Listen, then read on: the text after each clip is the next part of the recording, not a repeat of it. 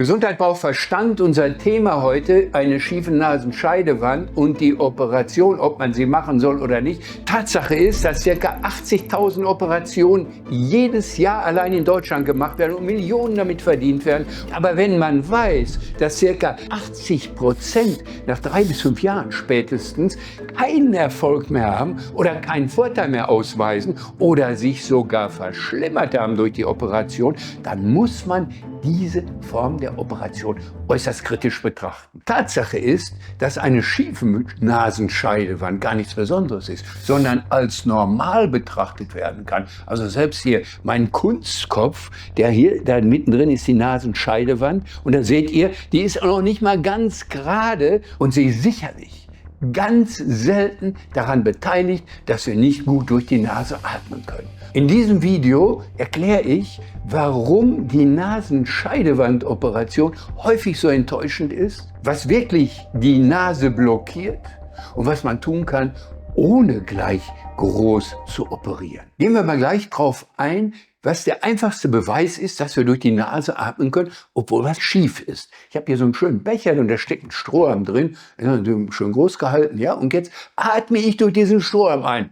Funktioniert. Probiert es aus zu Hause, macht selber mit dem Strohhalm. Und jetzt drücke ich den Strohhalm zusammen hier. Ja, ich drücke ihn hier so ein bisschen platt. Natürlich nicht ganz platt, dann wird er ja gar nicht durchgehen, das ist klar. Dann hätte man eine dicke Blockierung. Aber so ein bisschen platt. Das heißt, ich verändere die Form, wie wir das mit einer schiefen Nasenscheidewand in der Nase auch machen würden. Also, ich atme ein und immer kommt noch Luft durch. Dann greift ein einfaches physikalisches Prinzip. Bernoulli-Effekt bedeutet, dass wenn ich einen Raum verengere, einen Durchgang verändere, verringere, bedeutet das nicht, dass keine Luft mehr durchkommt, sondern nur, dass die Luft sich noch beschleunigt. Das ist beim Wasserschlauch eigentlich genau dasselbe. Wir müssen das gar nicht nur auf Luft beziehen. Ja, der Wasserschlauch, den ich kräftiger zusammendrücke, da spritzt das Wasser viel weiter. Da kommt die gleiche Menge durch, aber es geht weiter, weil sich das Wasser, also die Durchgangsgeschwindigkeit, erhöht hat. Jeder Physiker kennt diesen Bernoulli-Effekt. Warum wird trotzdem operiert, um dieses Phänomen zu umgehen?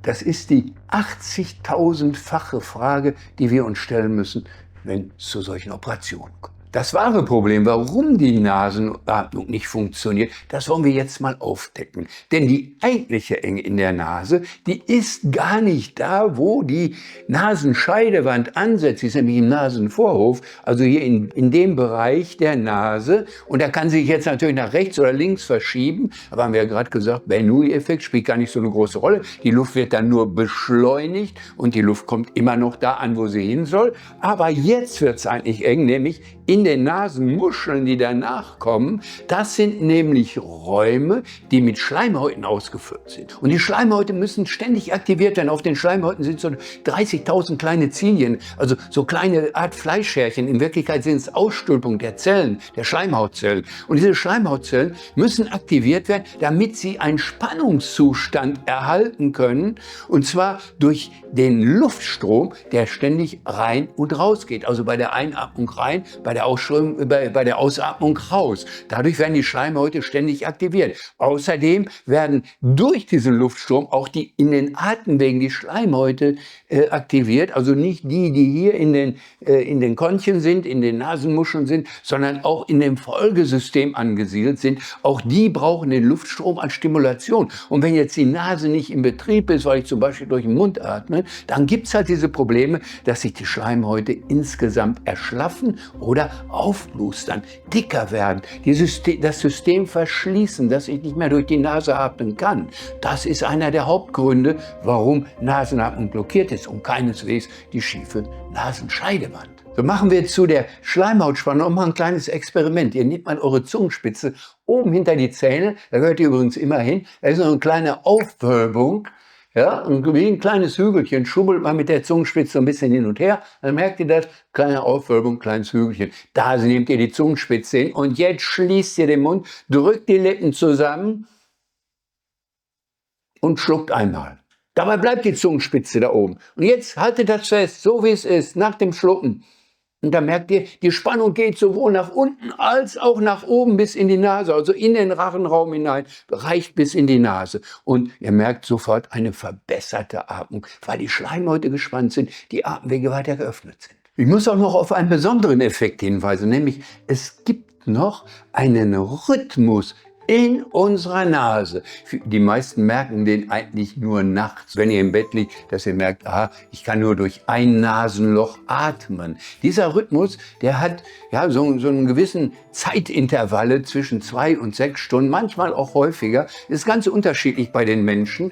Das heißt, ein Nasenloch geht zu, ihr könnt ohnehin nur durch ein Nasenloch atmen. Also die Natur hat schon das so eingestellt, dass man auch durch ein Nasenloch atmen kann, ohne dass die Nasenscheidewand überhaupt einen Einfluss drauf hätte. Damit sich möglicherweise eine Seite unseres Systems ausruhen kann, damit die Schleimhäute sich erholen können in einem Bereich, was auch immer, so richtig genau weiß man es nicht, aber er ist da. Die wahre Ursache für Atemprobleme ist also auf der einen Seite, dass der Luftstrom nicht vorhanden ist, also gar nicht anliegt, weil wir nicht durch die Nase atmen. Und auf der anderen Seite fehlende Gewebespannung, die dafür sorgt, dass die Atemwege sich nicht weit genug einstellen können. Das ist ein Teufelskreis, der sich ständig ergänzt. Ich atme nicht durch die Nase, also verengen sich die Atemwege, weil die nicht in den Spannungszustand kommen. Das erklärt auch, warum einige Patienten unmittelbar nach der Operation eine Besserung verspüren, weil sich Strukturen verändert haben. Also man hat da was umgestellt in der Nase,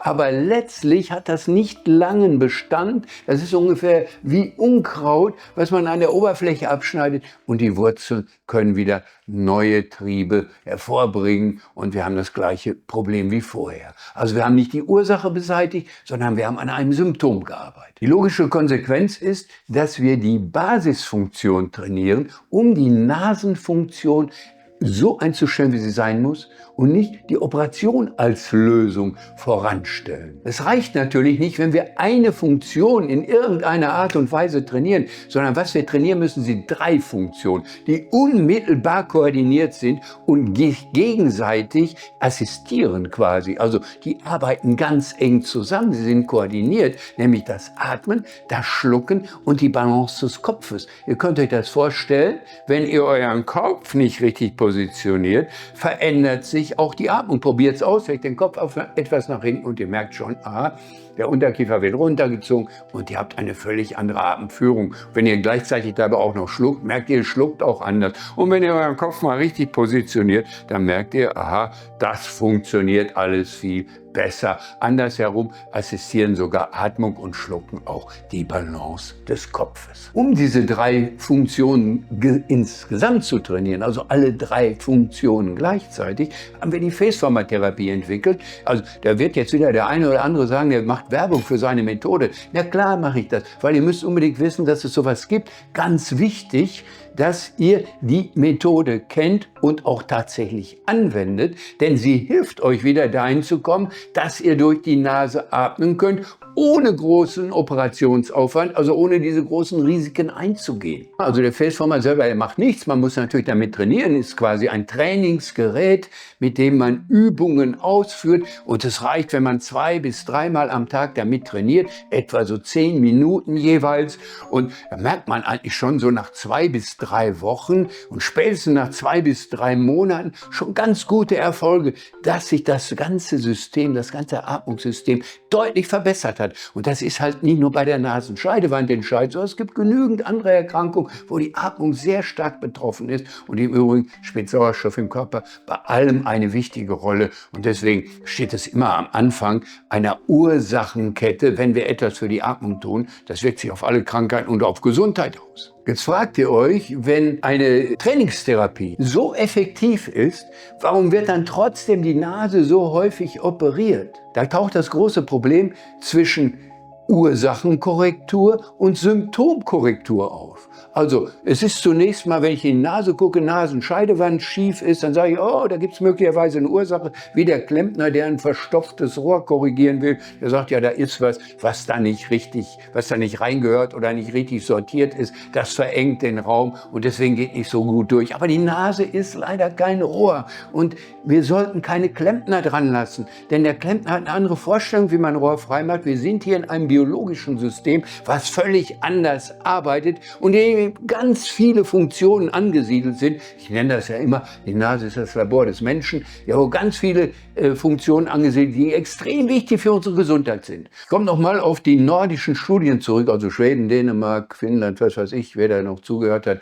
Ja, diese Studien, die einfach nachweisen, dass so ganz schwere, ganz starke Abweichungen der Nasenscheidewand bei den zunächst mal so Erfolg von über 80% bestätigt bekommen, also von den Patienten bestätigt bekommen. Die Langzeiterfolge, haben wir ja vorhin gesagt, die sind also keineswegs so, sondern die sagen zunächst mal, jo, geht mir besser. Ja, aber bei den mittleren Schweregraden, da sind schon mal nur 50% und tatsächlich bei den leichten Schweregraden, wo operiert wird, also wo die schiefe Nasenscheidewand dann korrigiert wird, da sind es mal gerade noch 30 und gerade die werden am häufigsten operiert. Ja, das Gewebe ist also anders als ein Rohr dynamisch und während das Training gesunde Funktionsmuster schaffen kann, kann das Skalpell das nicht, denn es kann auch keine Gewohnheiten umstellen, die dazu geführt haben, dass ich nicht durch die Nase atme. Möglicherweise habe ich ja schon 10, 20, 30 Jahre nicht durch die Nase geatmet. Und jetzt soll das Skalpell dafür sorgen, dass ich durch die Nase atme, nur weil die Nasenscheidewand gerade gemacht worden ist. Nein, ich habe es mir ja schon falsch angewohnt. Und die Gewohnheit, die sitzt ja nicht in der Nase, sondern die sitzt in unserem Gehirn. Und das wollen wir fortsetzen, was wir da gelernt haben. Das setzt sich immer weiter fort, weil das ist die Standardgewohnheit, das ist unsere Norm. Ihr kennt jetzt die Kernbotschaft. Problem sind die angeschwollenen Nasenschleimhäute, die schlaffen Schleimhäute in den Atemwegen und die könnte man durch Training korrigieren. Für alle, die jetzt noch ein tieferes Verständnis haben wollen, erkläre ich die anatomischen und physiologischen Zusammenhänge nochmal im Detail. Denn Gesundheit braucht Verstand und Verstand braucht Wissen. Die Nasenscheidewand, die besteht zunächst mal auf Knorpel. Und dieser Knorpel, der sitzt auf einem Knochen auf. Also stützt quasi hier unsere Nase nach außen, dass sie sich so schön aufstellen kann. Und die Nasenschleimhäute sind in den Nasenmuscheln und sind dafür da, dass sie erstmal Grundfunktionen erfüllen wie Anwärmung, Reinigung, Anfeuchtung. Sie sollen ja unsere Atemluft entsprechend vorbereiten, damit die auch wohl aufbereitet, also veredelt quasi in unsere Lungen kommt.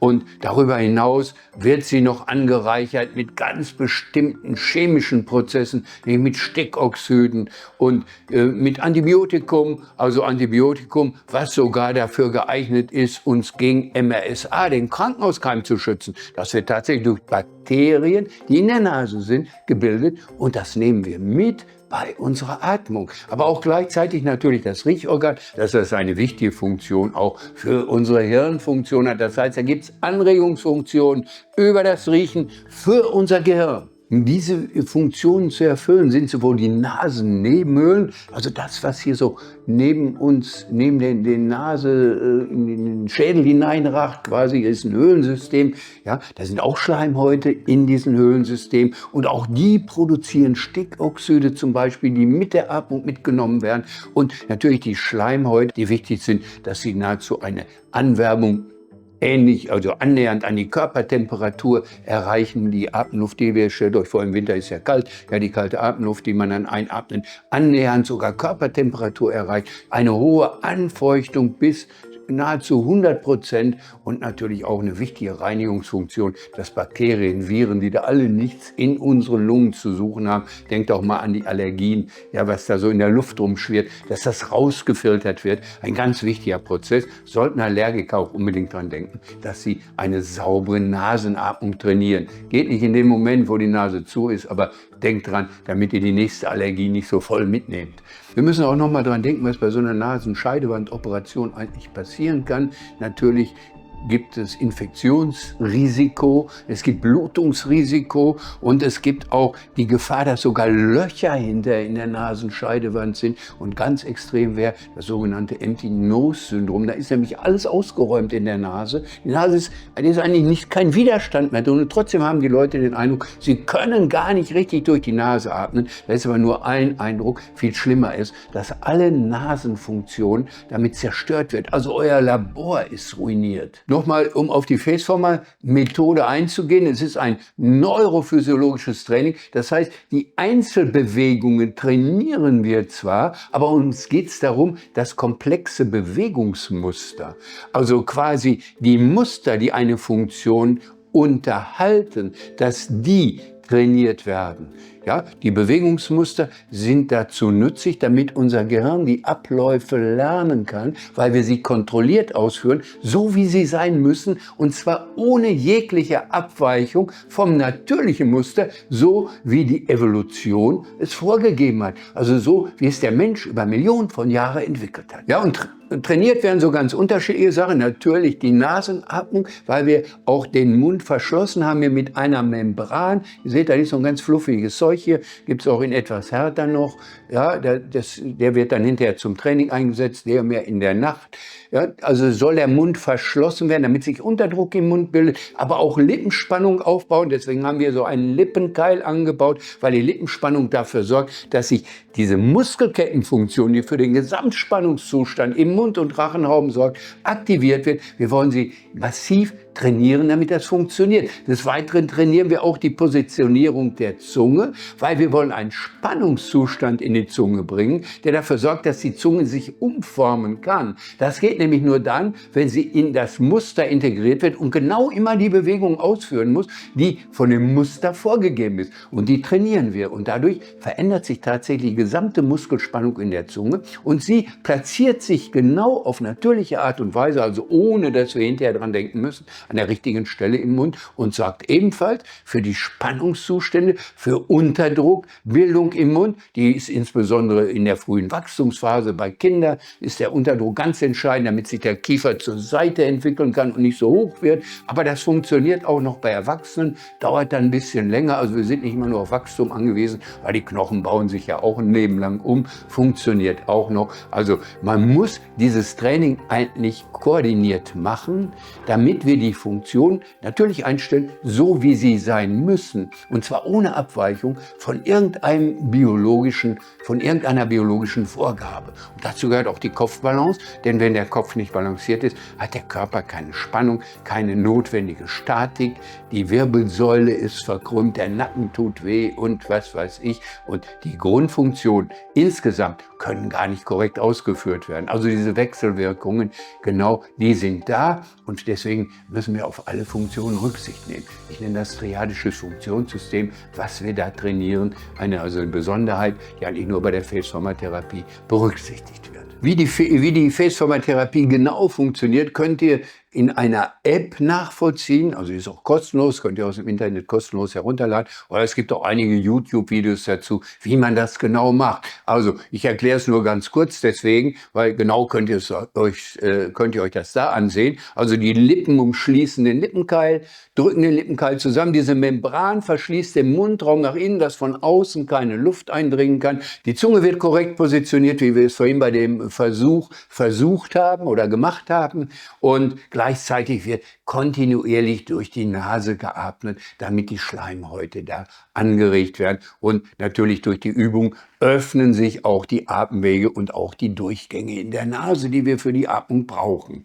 Ja, das ist erstmal so das Grundprinzip der Faceformer-Therapie. Die Durchführung ist relativ einfach, soll sie auch sein, damit wir schnell die Bewegungsmuster lernen, also ohne große Abweichung, ohne breites Konzept, sondern kontinuierlich die gleichen Übungen durchführen, aber zunächst kontrolliert und später, wenn sie automatisiert sind, funktionieren sie einfach so, ohne dass ihr noch was dazu tun müsst. Es gibt noch so ganz wichtige Beifunktionen, die eintreten, nämlich gesagt, dass sich die Atemwege stabilisieren, aber in den Atemwegen, da hinten in unserem Rachenraum, da gibt es auch Treffpunkte des parasympathischen Nervensystems. Da ist nämlich zum Beispiel ein Plexus, wo der Nervus vagus, das ist der stärkste parasympathische Nerv, also unser Erholungsnerv, ja, der geht einmal quasi durch unseren Körper, ist ein Hirnnerv und Hirnnerven sind normalerweise aus dem Gesicht bis ins Gehirn, aber ausgerechnet der geht durch den ganzen Körper und koordiniert so die Informationen zu allen